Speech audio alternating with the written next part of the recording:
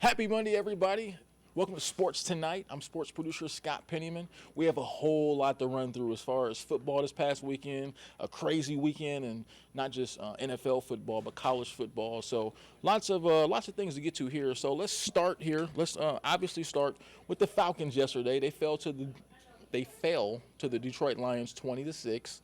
Kind of an ugly game, right? But it was one of those things where it was definitely an ugly game, right? I mean, Falcons were 2-0 coming into the game, but you can sort of see this one setting up, though, when you think about it, right? I mean, the Falcons were undefeated headed into the game, but they were sort of teetering on that edge, like they were a 2-0 team, but didn't really look like a 2-0 team. And the Detroit Lions had lost the week before, so they were mad. You know, they had an overtime loss to Seattle, so they were sort of hot coming into the game. And I mean hot from like a emotional standpoint because they felt like they should have won the previous game. They won that game in Kansas City, so you knew the Detroit Lions were a legit tough football team. And man, they really took it to the Falcons yesterday. I mean, 7 sacks, sacked Desmond Ritter 7 times, and really just outplayed the Falcons all the way around. They did a really good job of containing Bijan Robinson. Only had 10 carries for 33 yards. They outplayed the Falcons. They outcoached the Falcons. Just kind of when you watch the game, it never seemed like they were going to get anything going on offense the entire day, and they didn't. They only scored 6 points. They were harassed by the Lions' defensive line.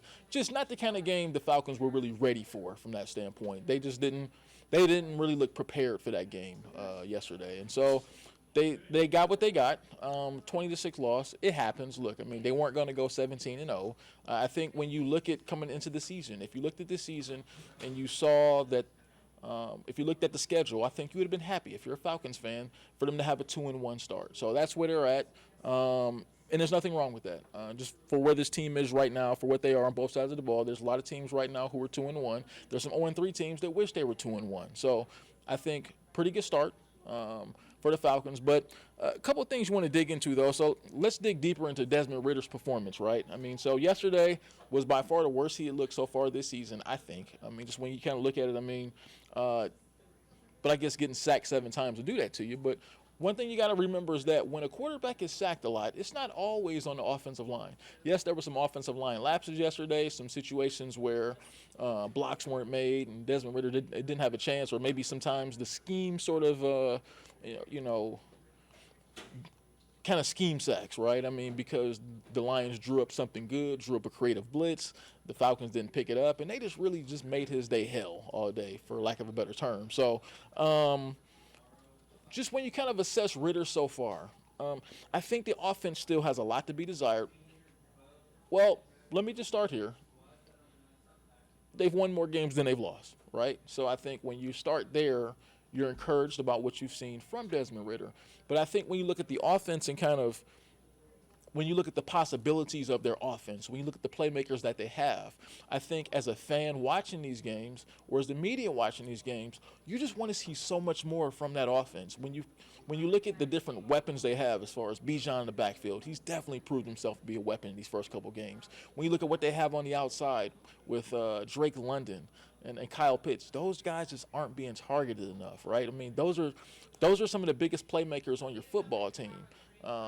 If this offense is going to be what it needs to be, those guys are going to have to be heavily involved. And I just think through these first 3 games, even when you look at yesterday, I mean, Kyle Pitts yesterday catches 5 balls, 41 yards, just not enough explosive plays for guys like him. Not enough explosive plays for Drake London. I mean, the first game of the season, he was only targeted once, didn't catch any balls, and then he rebounded in the second game and caught a decent amount of balls and had a really big game. But back to yesterday, 2 catches for 31 yards. That's not good enough. You have to get the ball in the hand. You have to find a way offensively, whether it's the offensive coordinator or Arthur Smith. You have to be able to scheme something up. They got to figure out a way to get the ball in the hands of all their playmakers, not just Bijan Robinson, because he's a running back, so it's not as hard to get him the football. But when you start talking about some of those weapons on the outside, Drake London, when you think about Kyle Pitts, I mean, those guys are 2 former first-round picks, and they're just not touching the ball enough. And if they don't touch the ball enough, this offense is not going to get where it needs to be. So I don't know whether it's a scheme thing. I don't know whether just sort of treating Desmond Ritter, they're bringing him along slowly, like really slow, right? So I just feel like hopefully as the season goes on, hopefully as you play more games, hopefully as Desmond gets more comfortable, we start to break this offense out a little bit. You start to have more explosive plays from Drake London, Kyle Pitts. I mean, he just can't seem to get out the blocks with Kyle, right? I mean, that's the kind of guy. Look, he should be touching the ball no less than 7 or 8 times a game, flat out. I mean, he's one of your best playmakers. He's a total matchup problem for any defense, and he's the ultimate safety blanket for Desmond Ridder. So I guess I'm just not clear on why he doesn't have more touches every game, because he's the ultimate weapon. Just look around the league. When you see most of these teams, look at even Patrick Mahomes. Patrick Mahomes is a great quarterback, right? But when you look at that offense, look how often they get the ball to Travis Kelce, guys like that. I mean, the tight end can be an ultimate security blanket for any quarterback. I don't care how good they are or how bad they are. So I just don't understand why they don't get the ball more to Kyle Pitts. It seems like an easy answer. I can understand why it might be a little bit harder to get the ball to Drake London since he's on the outside, and sometimes with offenses it's a little more difficult to get the ball to outside receivers. But Kyle Pitts should be touching the ball no less than 8 times a game, flat out. I don't care if it's quick screens, drag routes in the middle of the field, whatever it is, you got to find a way to get the ball in the hands of Kyle Pitts way more than he's getting the ball. That's all I can really, that's my assessment so far. But all in all, like I said, not a bad start for the Falcons, 2-1. I'm sure they'll take that. And there's nothing wrong with starting your season 2-1, right? There's nothing wrong with that. There's a lot of teams who are 2-1 right now. So let's just sort of recap some of the things from week 3 in the NFL. Probably things that stand out the most is a team scoring 70 points yesterday. All right, the Miami Dolphins beat the Denver Broncos 70-20. I mean, did the Denver Broncos, did their defense just quit or just give up? I mean, how the hell do you give up 70 points in a National Football League game? Like, what are you doing? I just can't help but think that team just quit at some point, because I just can't believe that any team who's actually out on the field trying hard, that practiced the entire week, that had a game plan going into it the entire week, would give up 70 points. I mean, what they need more than anything is a heart transplant, Denver, because if you're a defense and you gave up 70 points in an NFL football game, you just don't care enough. You don't have enough pride. You don't have enough pride in yourself. You don't have enough pride in what you guys are playing for every single week, because there is no way that an NFL team, a professional football team, should give up 70 points to anybody. Shouldn't happen. That was disgraceful. That was a disgraceful effort by the Denver Broncos, and they've been disgraceful so far. Let's just be real. I mean, they're 0-3 altogether. I mean, they had all the big-time hype with Sean Payton coming in, and things were supposed to be different than they were last year, and they just haven't been. I mean, that's a dreadful performance. And speaking of dreadful, the performance of both 2 young quarterbacks, Zach Wilson and Justin Fields, have been absolutely dreadful. And both those 2 teams have some decisions to make at the quarterback position. I mean, I just feel like if you're the Jets, there's no way you can keep running Zach Wilson out there. I mean, there's absolutely no way. I mean, there has to be better options available. Maybe they can make a run for Carson Wentz, or maybe even Matt Ryan or somebody like that. I mean, because what you need with that offense, you just need a capable quarterback. You need to have a quarterback who's just who can just basically distribute the ball where it needs to go. A quarterback who's smart enough, who can just process information fast enough to get it in the hands of playmakers just to score enough points to give that defense a chance, because that defense week in and week out is one of the best in the National Football League. What they need is competent quarterback play. Look, obviously they depend on Aaron Rodgers being there, and 4 plays into the season, that wasn't an option anymore. So I get Zach Wilson isn't supposed to be playing quarterback, but there has to be somebody right now. You just can't run him out there 14 more times. You can't do it. I mean, you owe that fan base more. You owe the guys in that locker room more. He gives you no chance to win, period. I mean, to say he's not good is an understatement. He plays with no confidence. He does nothing for that offense, absolutely nothing. I mean, I don't even know if he's good enough to be a backup quarterback, quite honestly. I mean, he brings absolutely nothing to the table. So, look, there's options available. Like I say, even if you get a Matt Ryan or Carson Wentz quarterback for that offense, yeah, those guys are kind of washed. They're not really what they used to be. But I think from a mental standpoint, They give you competent level quarterback play. And I think that's all the Jets really need right now to be a competitive football team. Look, they're not going to win the Super Bowl by getting Carson Wentz or by getting Matt Ryan, but I think you can get competent level quarterback play enough to give that defense a chance to win games. But I know one thing for sure, you cannot keep running Zach Wilson out on that football field. That should not be an option because he's going to get everybody fired. Let's just be real. Maybe same thing with Justin Fields too. I mean, those two quarterbacks, right? Same draft, right? I mean, neither one of those guys can get it right. I mean, it's just really, Justin Fields didn't even have 100 yards passing yesterday against the Kansas City Chiefs. I think the experiment's up. I mean, when you look at the school he came from, Ohio State, right? When you look at C.J. Stroud in these first 3 games, I can make a strong argument that C.J. Stroud is already better than Justin Fields. And that shouldn't be.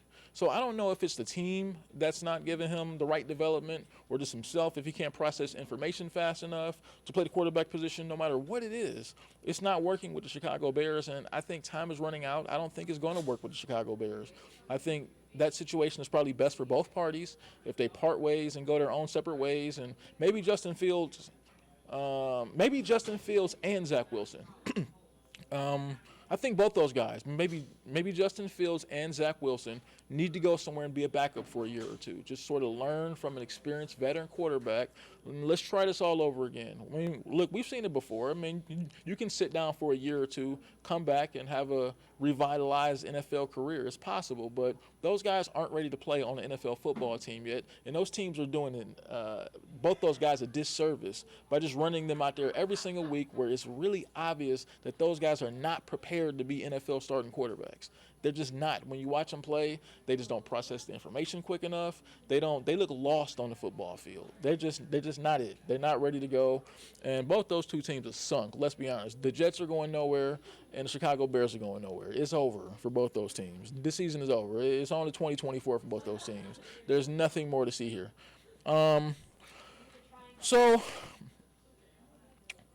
First, last real topic here. You got UGA playing Auburn this weekend, their first road game of the season. So it's obviously their first road SEC game. I think they'll win the game. Just when you think about what Georgia is from a defensive standpoint and from an offensive standpoint, they've really sort of kicked things up offensively. So I think they'll win that game at Auburn. But I think it will be a challenge. There's always a challenge playing in that stadium. I was out there with those guys today, out in Athens, and Kirby Smart and the rest of the players just sort of talked about how loud it's going to be at Jordan-Hare Stadium, and really just how loud it is playing SEC football games on the road, period. So that's going to be the biggest task, but let's just be real. If UGA plays their game like they have the entire season and they just play and stay within their responsibilities, they should have no problem taking care of Auburn. I definitely think they'll win that game, and I think they'll win it by a couple touchdowns. So just what's on my mind here, I guess the last thing sort of here is watching the University of Colorado lose really badly this past weekend to Oregon. Coach Prime suffered his first loss, but I think even beyond that, look, we knew they weren't going to go undefeated, and what Coach Prime has done at the University of Colorado has been nothing short of spectacular, in my opinion. To be 3-1 right now and have a program that has all sort of national attention and, been the spectacle that they've been, looking at where they came from to where they are now, it's night and day. Right? I mean, it's not even a question. I don't care that they lost to Oregon. Look, Oregon was expected to win that football game. Oregon's a more established program with the more established players in place. They were heavy favorites in that game. There is no shame for Colorado to lose that football game, and it's going to be no shame for them to lose next week if they lose to USC, which I expect, right? Because those are more polished football teams than where Colorado is at right now. You have to look at where this program came from before Coach Prime came. I mean, they won one football game last season. So if this team wins 7 or 8 games this season and is competitive throughout, they've more than succeeded. It was more than a good hire if that happens for the rest of this year. And look, that team's going to get better. Coach Prime, he's going to recruit his sort of players there pretty soon. He's going to have a team full of guys that are ready to compete. Look at what he's just done in one season. Guys are going to go to that school just for Coach Prime. So I think that program is in good hands. Who cares if they lost to Oregon? Who cares if they lose to USC?